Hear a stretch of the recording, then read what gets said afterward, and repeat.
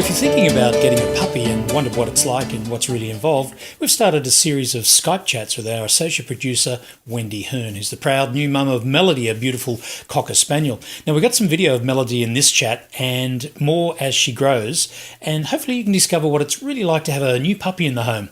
Wendy joins us via Skype with Melody for, what is it, Wendy, week 2? Well, we're actually up to, she's been here for 3 weeks now, Brian. 3 weeks?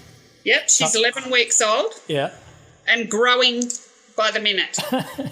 She started off at 3.3 kilos when we first got her, and now she's 5 kilos. 5 kilos. Wow, that's amazing. Well, you must be feeding her well. We'll get into what you're feeding her shortly. But the big thing about puppies, I know that everyone says, oh, they're so cute and they're lovely and they're warm and they're cuddly, but they're a darn nuisance, aren't they? Well, yeah, they are. They are beautiful. As Lucy from Peanuts says, happiness is a warm puppy. Yeah. And it is great having a warm puppy to cuddle. They're beautiful little things, but they have really sharp teeth and they get into lots of mischief. So I was reading something today. Someone was saying, oh, I'm getting a puppy in a couple of weeks. How do I get prepared for it? And I feel like saying, don't get it. Yeah, look, I think that's the thing. I think you've got to go and see someone else with a puppy and get beyond the cuteness. Yeah. Oh, absolutely. I mean, look, for us, we have a puppy because an adult dog. We'd love to get a rescue dog, but it would be really difficult with all the birds that we have in our house that are flying around. You might hear some of them in the background. It would be really hard to teach a rescue dog to leave the birds alone, where a puppy will grow up with them and be used to them, we hope. Yeah.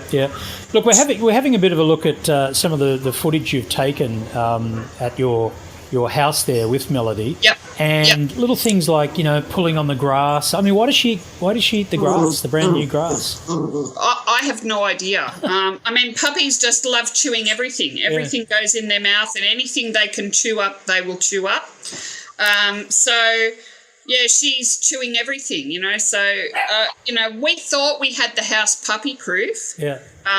But we didn't have the house puppy proof, so we've now got hooks up on the walls with the phone cable on them, and we've had to unplug things that are always plugged in because she likes chewing through cables. She's chewed through my iPhone charge cable. Well, that's an important thing to think about, isn't it, with cables? I remember when we had little Kismet as a puppy about 18 years ago now, she did chew through a power extension board cable, and luckily it wasn't turned on. Yeah, well, that's right. Well, thankfully this wasn't plugged in at the time. Yeah. And she chewed right through it, so it's in 2 pieces now. But she just finds things in all sorts of places, things that we don't expect her, we don't even know they're there. Today she found one of the Lego, Duplo, the toddler Lego fire engines somewhere, and we haven't had toddlers in our house for over 20 years. Yeah, well, you got a toddler now, that's for sure. Yeah, absolutely. So, she finds things and drags them out, and she eats everything. The thing that amazes me, like I'm giving her Drontal All-Wormer, which is like a chewable, worming tablet, and dogs are supposed to like that, and she won't eat that. She'll spit that out, but then she'll go and eat some chook poo or a cockroach. So, I'm amazed at how much dogs love cockroaches. Now, look, you're doing all the right things as far as I know, because I know you have had experience not only with a number of dogs, older dogs, but also puppies and breeding in the past. But you're going to puppy school. How's that going? Yes. Preschool. Yep, we're going to puppy preschool. It's going really, really well. She had her second session on Sunday at St Mary's Vets, and She loves it. She loves the other dogs, which is really encouraging because our last little girl, Brianna, you would remember, was quite timid with other dogs. Yeah. And when she went to puppy school, she just sat there under the chairs and watched the other dogs. But Melody's interacting and playing with the other dogs, even dogs that are twice her size. And very interested in doing all the little things like running through tunnels and all sorts of things. So we're very happy about that she's a very outgoing and, inquisitive dog. That's good. Well, she's certainly Little Miss Hyperactive. We've got some video here of Rob, and he's throwing some toys away, and she's playing chase. So she's learning very quickly that whole retrieval thing. Yeah, she is. She's doing really well with that. She's sorry, the clock's chiming there. Don't worry about that. She's learnt sit and drop. Okay. Really well when she drops at such an early age. That's very good, isn't it? Yeah, when she drops, she dives. She absolutely just throws herself on the floor. She's so enthusiastic with her drop. Yeah. We're still having a few problems with biting, so she thinks our hands are toys. So we have to very quickly discourage that. So no, play with a toy. Oh, she's slowing down. Look at that. She's either at a dead stop or she's flat out, and I think she's going to be flat out in a few minutes. So, Wendy, if you had one piece of advice for newbie pet owners, people who are thinking of getting a puppy, what would that be? I think you need to be really realistic, the same as you do with a human baby, about how much time they're going to take. So if you're a person that really likes your own space and time, don't get a puppy because they take a huge amount of time, and if you don't interact with them enough, they learn a lot of things, but they don't learn the things that you want them to learn. So if you're going to get a puppy and sit it in your backyard and hope that it becomes a really well-trained member of society like a guide dog, well, that's not going to happen. You really need to train them and teach them what you want them to learn. Right. So, it's not just toilet training. It's not biting and not running after someone and grabbing the back of their legs because you want to get their attention and all those sorts of things. So it is a steep learning curve, and you really do forget how much work it is. I adore her. I think she's the most beautiful little puppy, and I'm so thrilled we have her, but, I'm missing my own personal time at the moment. Well, we've had trouble catching up. I mean, I know you've got other things going on in the family. Right now, catching up with you is like, I can't do it. Not yet. I'm too busy. So I think that's really, really important, because people see little puppies and they go, oh wow, they're so gorgeous. Yeah. But there's such a huge journey from that cute little puppy that's now falling asleep on my shoulder. Yeah.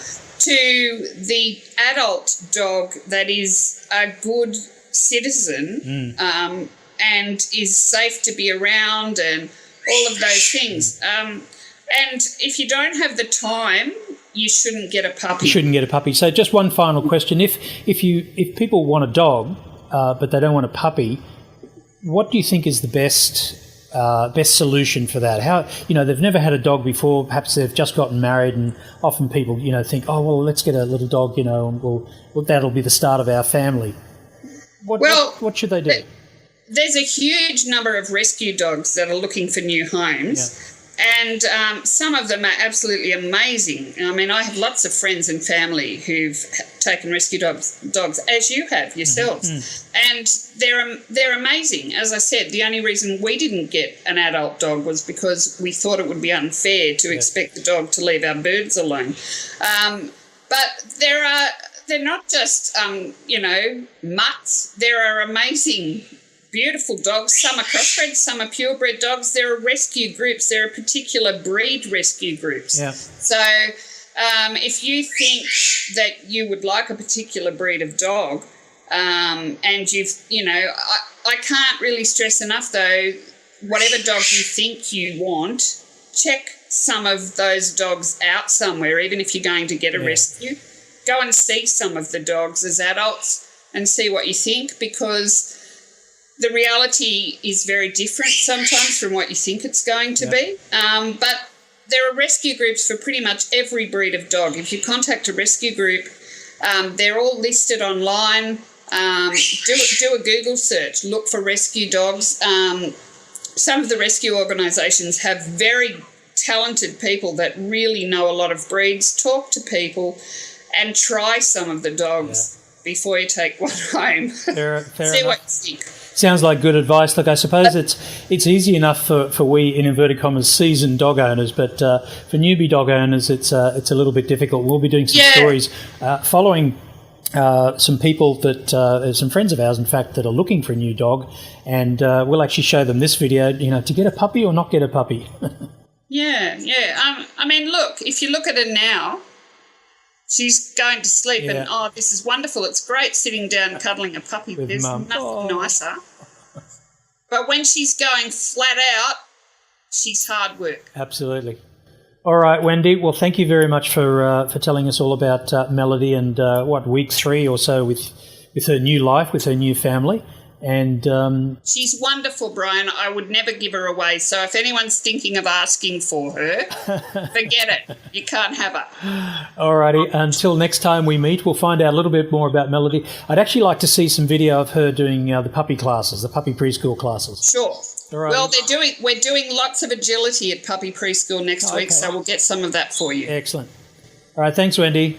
Thanks, Brian.